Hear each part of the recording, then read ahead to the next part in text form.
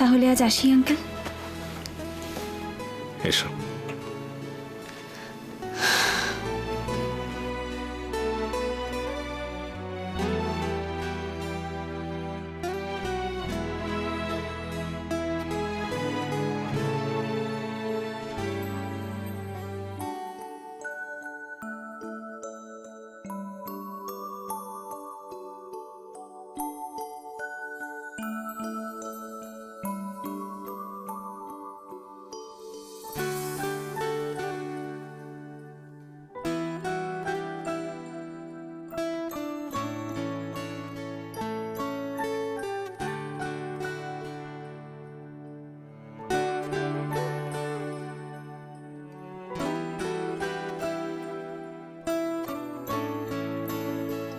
আপনার জন্য একটা সামান্য উপহার এনেছি।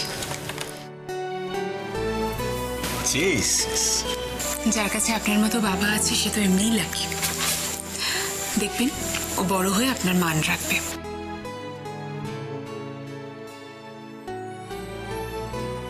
আমি জানি এই ধ্বংসের দায় ভাগে আমরা দুজনে সমান অংশীদার। অপরে পাওনা আদায় করেছে আগে, আমাদের পরে দেনা শোধবার ভার। তাই অসহ্য লাগে ও আত্মরতি, অন্ধ হলে কি প্রলয় বন্ধ থাকে?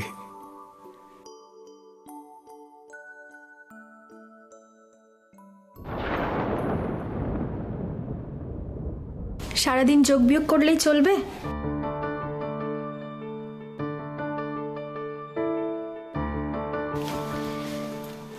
এই তো সারাদিন এত খেটে খুটে এলে, একটু রেস্ট নাও না। আর এই কাজগুলো আমি করে দিচ্ছি, দাও। তুমি তুমি তো একটু আগেই রান্না করছিলে। হ্যাঁ, রান্না করে বাড়ির সব কাজ সেরে আমি তো তারপরেই উপরে এলাম। দাও। না থাক। কেন, ভরসা হচ্ছে না? আজকালকার মেয়েরা কিন্তু বাড়ির কাজ বাইরের কাজ সব একসঙ্গে করতে পারে। কেন, তুমি বৌদিকে দেখছো না কিরকম বাড়ির সব কাজকর্ম করে তারপর জিনিয়াকে নিয়ে আজ এই মাস্টার কাল এই মাস্টার করে ছুটে বেড়াচ্ছে। কিন্তু জানো তো, বৌদিটার উপরে আমার মায়াও হয়। সৌর্যকে নিয়ে কিরকম একটা ভুল বোঝাবুঝি হয়ে গেল। সেসব তো মিটে গেছে। হ্যাঁ, মিটে তো গেছেই।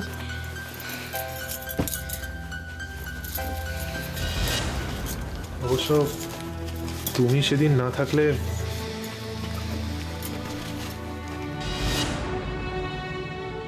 রাগে দুঃখে বৌদির চেহারাই সেদিন বদলে গেছিল। আমি তো ভেবেছিলাম সৌর্যকে বাড়ি থেকে বার না করে দেয়। বৌদিটা একদম বড্ড ভালো। আসলে এই বাড়ির সকলেই এত ভালো। আচ্ছা, আমি এই সকলের মতো হতে পারবো সুজন?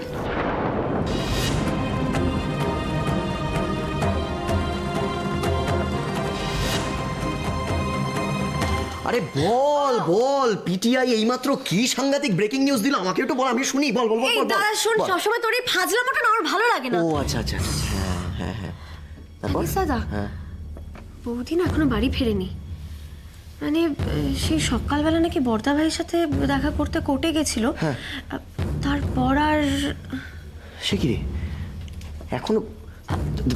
দাঁড়া, আমি বৌদিকে এক্ষুনি একটা ফোন করতে জানতে। কি কি তুই পাগল হয়েছিস? মিকি তুই ভেবেছিস মিকি ওকে ফোন করেনি? আরে বাবা, বৌদিকে ফোনে পাইনি দেখেই তো আমাকে ফোন করে জানতে চেয়েছে যে এই বাড়িতে এসেছে কিনা।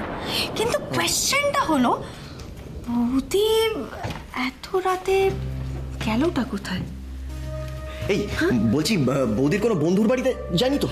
কি রে, বৌদির এখন যা মেন্টাল কন্ডিশন, ও এখন কোনো বন্ধুর বাড়িতে যেতে পারবে? সত্যি মানে মাথাটাতে গেছে তো। ও হ্যাঁ ঠিক তো, বন্ধুর বাড়ি তো যাবে না এখন। তাহলে মামা বাড়ি, এই মামা বাড়ি, মৈত্র বাড়ি। হ্যাঁ, এই মানে ধর মামা বাড়িতে গিয়ে দাদু দিদার সঙ্গে কথা বলে বৌদি তো ভালো লাগতে পারে, তাই না? হ্যাঁ দাদা, এক্স্যাক্টলি, তুই ঠিক বলেছিস। তুই একবার ফোন করে দেখ না। ফোন ফোন, এই না আমি ফোন করবো না, বুঝলি? মানে তুই বল, জাস্ট জিজ্ঞেস কর যে বৌদি ওখানে আছে কিনা, ব্যাস তাহলেই হবে। কি রে দাদা, আমি না তোকে বুঝতে পারি না। হ্যাঁ, কি সব যে বলতে থাকিস, আর বৌদিকে খুঁজে পাওয়া যাচ্ছে না, আর তুই এখন ডিসাইড করছিস যে আমি ফোন করবো না তুই ফোন করবি। এই না না না, শোন না, আমার কথাটা শোন, মানে তুই না ভালো করে গুছিয়ে বলতে পারবি, আমি তো বলতে পারবো না। আমি পারবো না, তুই কর না, প্লিজ। না, আমি পারবো না। আচ্ছা, নীলকে ফোন করে পারবি তো? কি দাদা, তুই যে মানে আমার কাছে, হ্যাঁ বোধহয় নীলের নাম্বারটা থাকতে পারে।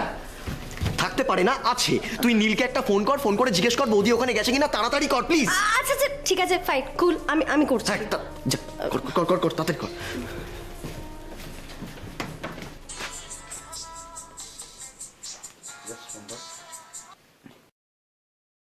হ্যালো, হ্যালো,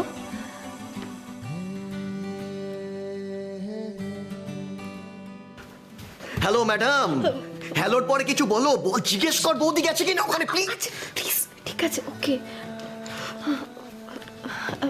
হ্যালো, আচ্ছা, বলছিলাম যে বৌদি কি ওখানে গেছে?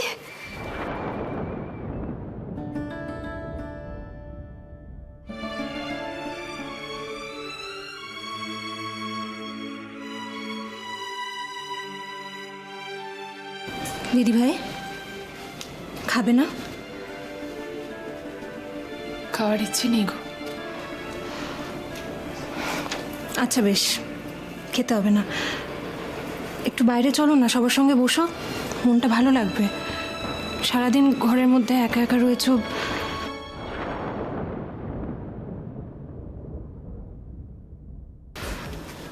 দাদা ভাইয়ের মৃত্যুর জন্য যে দায়ী সে সকলের সামনে আসুক, এই চেষ্টা আমরা প্রত্যেকে যথাসাধ্য করছি দিদি ভাই। তুমি দেখো, শাস্তি সে একদিন না একদিন পাবেই। শাস্তি? আমি সারা জীবনের জন্য একা হয়ে গিয়ে যে শাস্তি পেলাম, তার থেকেও বড় শাস্তি কি আছে কিছু মনা? আমার তো এখন মনে হচ্ছে আমি এসব কেন করছি, কার জন্য লড়াই করছি, কিসের জন্য লড়াই করছি? নিয়তিকে আমি কোনোদিন বদলাতে পারবো না। থানা, পুলিশ, কোর্ট এসব করে কি হবে? কোর্টের বিচার যাই হোক না কেন, আমি তো হেরে গেলাম এই যুদ্ধে। দিদি ভাই, তুমি এই কথা বলছো? তুমি চিরটা কাল সত্যের পথে থেকেছো, লড়াই করেছো, আজ তুমি পিছিয়ে পড়ছো কেন? পিছিয়ে? পেছোতে পেছোতে তো দেওয়ালে পিঠ থেকে গেছে মোহনা, আর তো পেছনের রাস্তা নেই। জীবন তোমায় কখনো কখনো এমন একটা পরিস্থিতির সামনে দাঁড় করিয়ে দেবে মোহনা, যেখানে ঠিক ভুল সত্যি মিথ্যে সবকিছু তোমার কাছে গৌণ হয়ে যাবে। আজকে সারাটা দিন আমি অনেক ভেবেছি, ভেবে দেখলাম যে বৃথা লড়াই করছি আমি। এই যুদ্ধের কোনো শেষ নেই, এই যুদ্ধের শেষে কোনো শান্তি নেই। সৈকত যে নেই সেটা তো আমি জেনে গেছি মোহনা, কিন্তু এই লড়াইটা করতে করতে আমি আয়ুষের থেকে অনেক দূরে সরে যাচ্ছি। আমি আমার মেয়েটাকে হারিয়ে ফেলছি আস্তে আস্তে, ও আমার কাছ থেকে অনেক দূরে সরে যাচ্ছে মোহনা। একদিন না একদিন সত্যিটা প্রত্যেকের সামনে আসবে দিদি ভাই। সেদিন কিন্তু তোমার মেয়েও পারবে না তোমার থেকে মুখ ফিরিয়ে থাকতে। সেদিনটা আসার আগেই যদি মোহনা, না মোহনা, আমি আর লড়াই করতে পারছি না মোহনা। সৈকতের স্ত্রী বারবার হেরে যাচ্ছে আয়ুষের মায়ের কাছে, মেয়েটার বাবা চলে গেছে, এখন তো আমি একমাত্র সম্বল। বলো, আমি যদি ওর বিপরীতে গিয়ে দাঁড়াই তাহলে? না মোহনা, আমি বোধহয় ভুল করছি জানো। তুমি বলো, মেয়েটা সেই অভিমান করে কখন বাড়ি থেকে বেরিয়ে গেছে, এখনো ফিরলো না তো? ও সবসময় আমাকে বলে যায় ও কোথায় যাচ্ছে। মোহন, আমি আর কিচ্ছু চাই না, শুধু আমি আমার আয়ুষীকে ফেরত চাই মোহনা। আমি আমার মেয়েকে ফেরত চাই, বিশ্বাস করো, আমি আর কিচ্ছু চাই।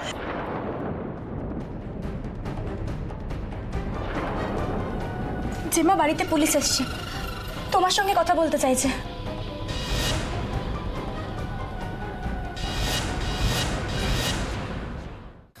পুলিশ? এই বাড়িতে পুলিশ? এখানে ঢোকে কোন সাহসে? বড় মা ওরা জাস্ট দাদা ভাইয়ের ব্যাপারে একটা রুটিন এনকোয়ারি করতে এসেছে, আর কিছু না। চুপ করতো না, আমাকে এইসব কথা বোঝাতে আসিস না। আমার ছেলেটার হাতে হাত কড়া পরিয়ে যেন শান্তি হয়নি, এখন কি আমাদের কোমরে দড়ি পরিয়ে হাজত বাস করাতে চায় ওই দেবরায় পরিবারের লোকজনরা? ছি, কোন কুক্ষণে ছেলের বিয়ে সম্বন্ধ করতে গেছিলাম ও বাড়িতে। কপাল খারাপ না হলে এই দিনটা দেখবার জন্য আমাকে বেঁচে থাকতে হয়। মা, এখন এসব কথা বলে কি লাভ বলো তো? ওদেরকে পুলিশ যা যা জিজ্ঞেস করছে তার ঠিকঠাক উত্তর দিলে তো ভাইয়ের পক্ষে ভালো, তাই না বলো? চুপ কর তুই, ওসব ছেলে বোলানো কথা আমাকে বলিস না। কি হলো? তোরা না সবাই বলেছিলি আমার অগ্নিকে বাড়ি ফেরত নিয়ে আসবি? ছেলেটা তো আমার বাড়ি ফিরলই না। তার উপর যেটা কোনোদিন এই বাড়িতে হয়নি সেটাই হলো, এই বাড়িতে পুলিশ এলো। ঘরের কথা যাও বা একটু ঘরে ছিল আমার ওই গুণধর বউয়ের জন্য, আর সেটাও রইল না। যেমনি মা তার তেমনি মেয়ে, দুটোই সমান। আমার ছেলেটা বিয়ে করে একটা দিনের জন্য শান্তি পেল না। এই জন্যই বলে বাড়ির বউ যখন বারমুখ হয় না, সেই বাড়ির তখন এই অবস্থাই হয়।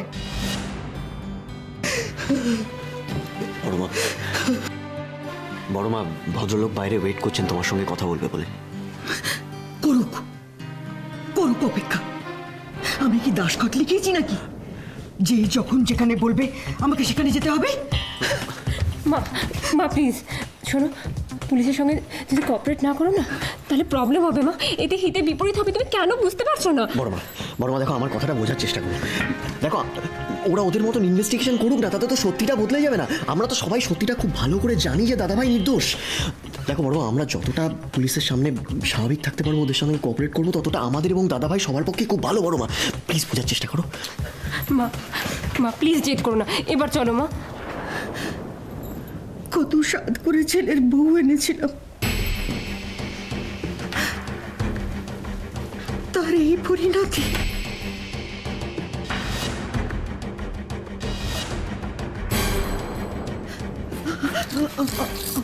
আমার খুব ভয় করছে রে। আমার বুক ধরপড় করছে। না আমি পারবো না, আমি পারবো না। কি বলে ফেলবো?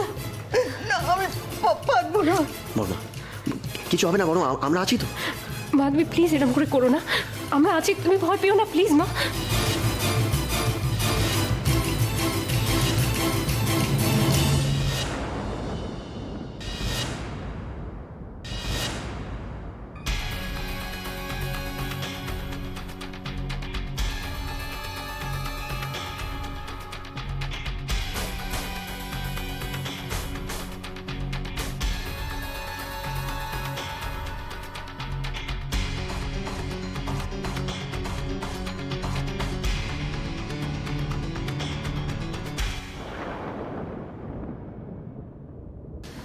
এই সমস্তটা আমার কাছে স্বপ্নের মতো মনে হয় সুজন।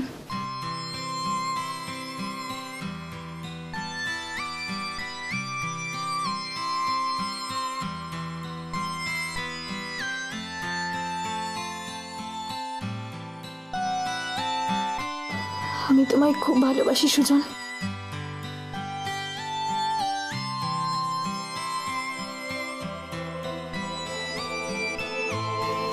খুব ভালোবাসি।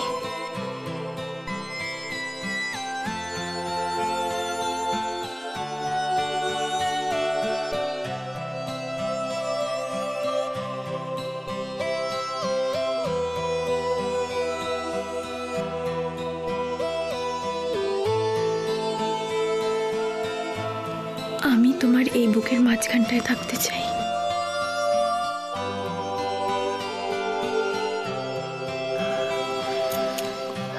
শুধু মুখের মাঝখানটায়। আমি তোমার মধ্যে মিশে যেতে চাই সুজন, মিশে যেতে চাই।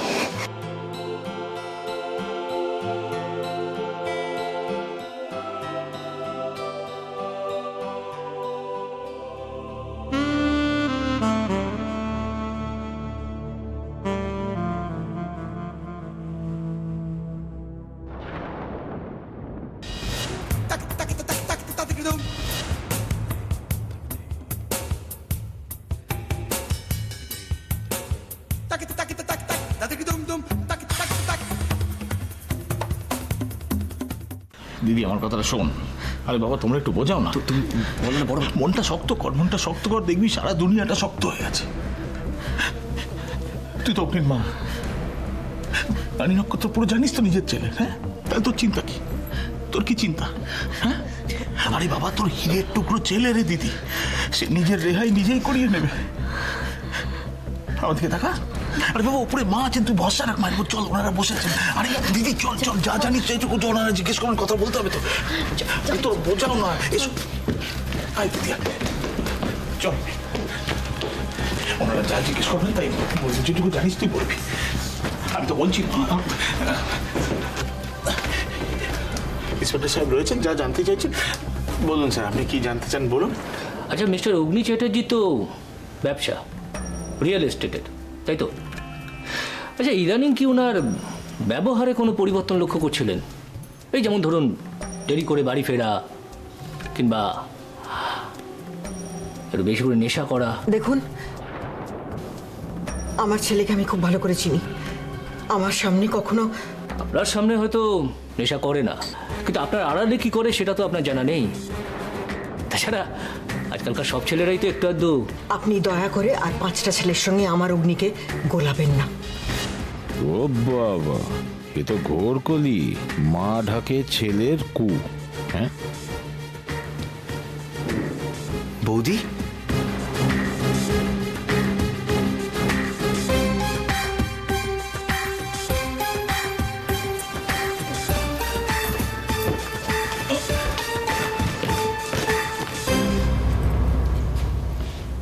তুমি কোন সাহসে এসেছো এ বাড়িতে? হ্যাঁ, দেখতে এসেছো আমরা সবাই কেমন আছি? দিদি কি হচ্ছে কি? কেন জেদ করছিস?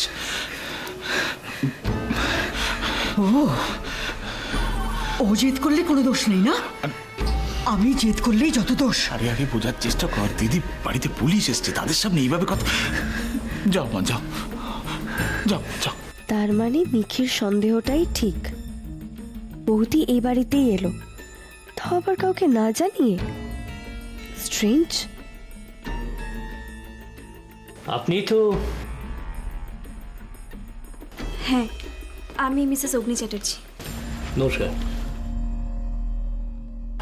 ওই বাড়িটা আমার বাড়ি, দেবরায় বাড়ি। ভালোই হলো আপনাকে এখানে পেয়ে। আমাদের কতগুলো প্রশ্নের সঠিক উত্তর দেবেন মিসেস চ্যাটার্জি? হ্যাঁ বলুন। আয়ুষী অগ্নির ব্যাপারে সব বলে দেবে না তো?